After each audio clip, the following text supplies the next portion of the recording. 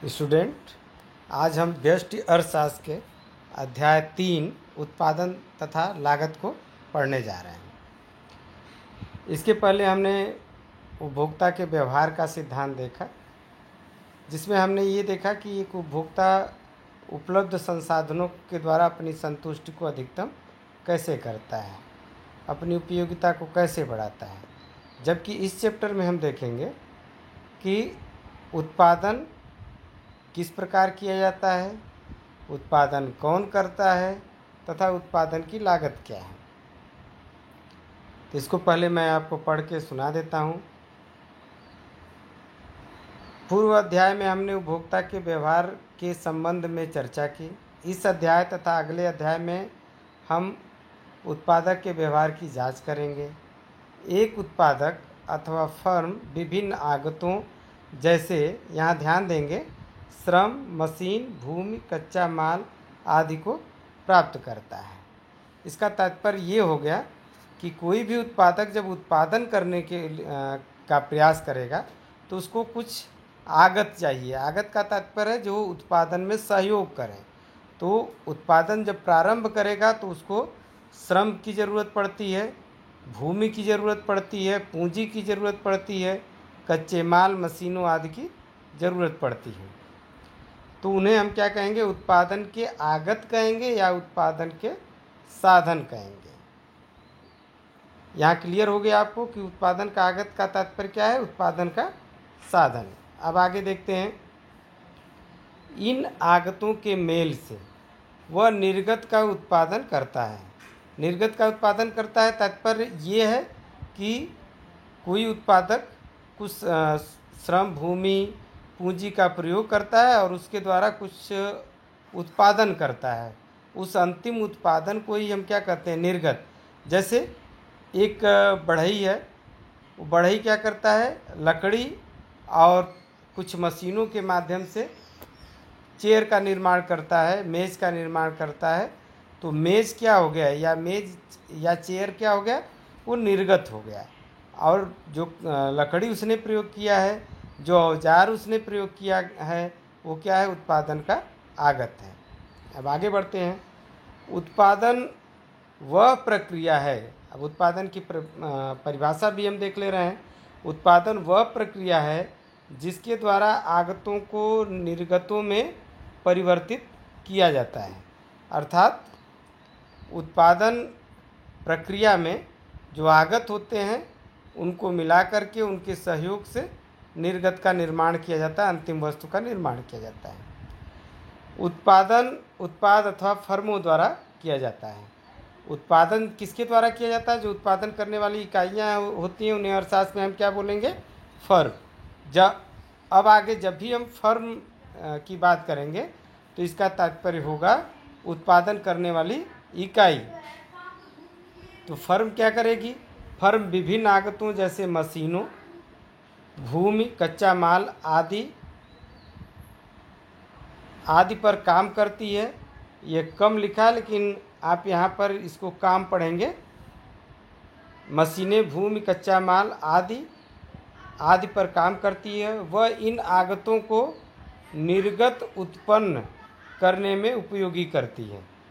अर्थात फर्म जो होती है इन साधनों को ऐसे संयोजन में प्रयोग करती है कि अपेक्षित निर्गत यानी जो वह उत्पादन करना चाहती है वह उत्पादन कर सके। तो निर्गत का तात्पर्य हमेशा आप समझेंगे कि अंतिम उत्पादन, और आगत का तात्पर्य उत्पादन प्रक्रिया में जो सहयोग करने वाले साधन हैं जैसे भूमि, श्रम, पूंजी, कच्चा माल, ये सब क्या है? आगत है। यह निर्गत उपयोगिता द्वारा उपयोग किया जा सकता है अथवा अन्य फर्मों द्वारा और आगे उत्पादन करने के लिए उपयोग किया जा सकता है। अब इसको इस तरह समझेंगे कि फर्म जो उत्पादन करती है, अब उस उत्पादन का दो प्रकार से प्रयोग हो सकता है। पहला कि उपयोगिता द्वारा उपभोग किया जाए, यानी उपभोक्ता क्या करे? उसको अपनी उपयोगिताओं को, अपनी ज़रूरतों को पूरा करने के लिए उपभोग कर ले, तो हो गई अंतिम वस्तु। दूसरा क्या कर सकता है कि कोई दूसरी फर्म इन वस्तुओं का प्रयोग अपनी वस्तु का उत्पादन करने में कर सकती है। जैसे एक उदाहरण लेते हैं हम कि एक कार बनाने वाली कंपनी है, तो कार बनाने वाली कंपनी क्या करेगी, टायर, बैटरी इत्यादि दूसरी फर्मों से खरीदती है। तो एक फर्म ने बैटरी बनाया, टायर बनाया, और उन्होंने क्या किया, कार कंपनी को इसको बेच दिया। तो कार बनाने वाली जो फर्म है इनकी सामानों का खरीदार हो जाएगी। अब आगे देखते हैं, यहाँ पे उदाहरण इस एनसीईआरटी में अपना भी दिया हुआ है। एक दर्जी एक सिलाई मशीन, कपड़ा, धागा और अपने स्वयं के श्रम को कमीज बनाने के लिए उपयोग करता है।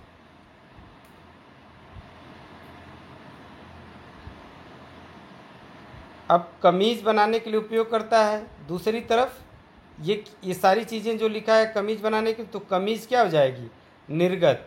और जो ये सिलाई मशीन है, कपड़ा है, धागा है और स्वयं का श्रम जो है, ये क्या हो जाएगा, आगत। इसी तरह एक किसान का उदाहरण ले लीजिए। एक किसान अपनी भूमि, श्रम, ट्रैक्टर, बीज, खाद, पानी आदि को गेहूँ उत्पन्न करने में उपयोग करता है। तो यहाँ पर किसान का आगत क्या हो जाएगा, भूमि, श्रम, ट्रैक्टर, बीज, खाद, पानी, ये सब आगत हो जाएगा, और निर्गत क्या हो जाएगा, गेहूँ हो जाएगा। एक कार निर्माता भूमि का फैक्ट्री के लिए उपयोग करता है तथा मशीनों, श्रम और दूसरे विभिन्न आगतों, स्टील, एल्युमिनियम, रबर आदि का कारों के उत्पादक के लिए, तो ये और सारे कार उत्पादन के लिए आगत का प्रयोग दिखाया गया है कि क्या क्या आगत होंगे। तो इनका निर्गत क्या निकल के आएगा, कार निकल के आएगा। तो निर्गत कार हो जाएगी, और ये सारे जो स्टील, एल्युमिनियम, रबर, मशीन, श्रम, भूमि, ये सब क्या हो जाएंगे, आगत हो जाएंगे। एक रिक्शा चालक रिक्शे और स्वयं के श्रम का उपयोग करता है। एक घरेलू सहायक अपने श्रम का उपयोग सफाई सेवाएं करने में करता है। प्रारंभ करने के लिए हम कुछ सरल मान्यताएं लेकर चलते हैं। उत्पादन तात्कालिक है। अपने सरल उत्पादन मॉडल में आगतों के संयोगों और निर्गतों के उत्पादन में कोई समय नहीं बीतता। यहाँ पर आप देख रहे हैं कि बहुत ही आसान भाषा में आपको ये समझाया गया है कि आगत क्या होता है, निर्गत क्या होता है।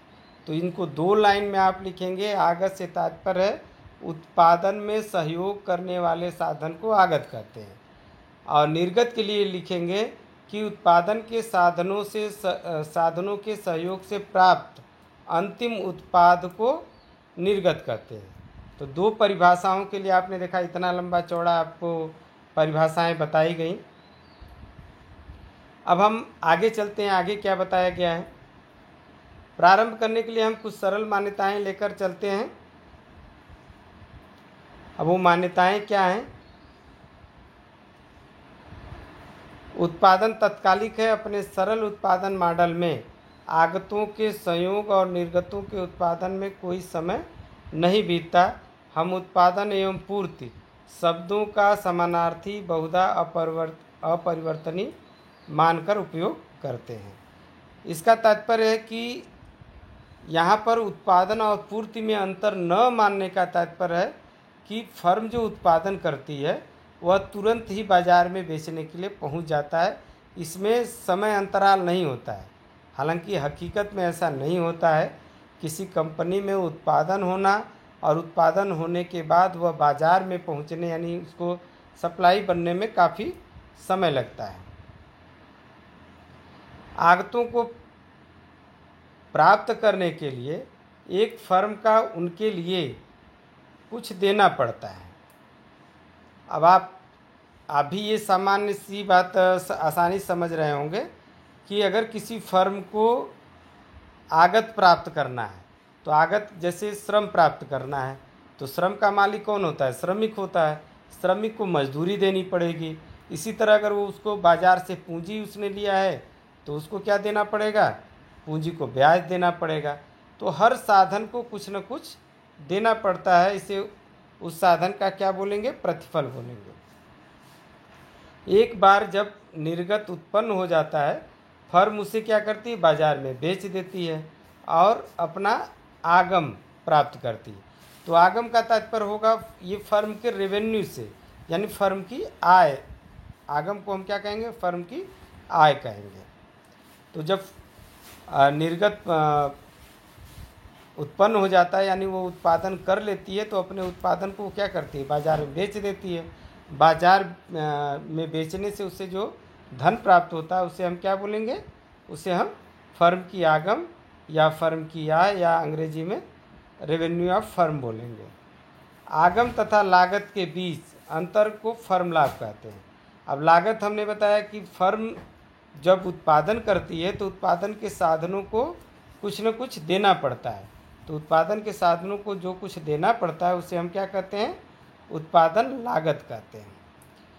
तो इस प्रकार और आगम और लागत के बीच जो अंतर होता है उसे फर्म का लाभ कहते हैं।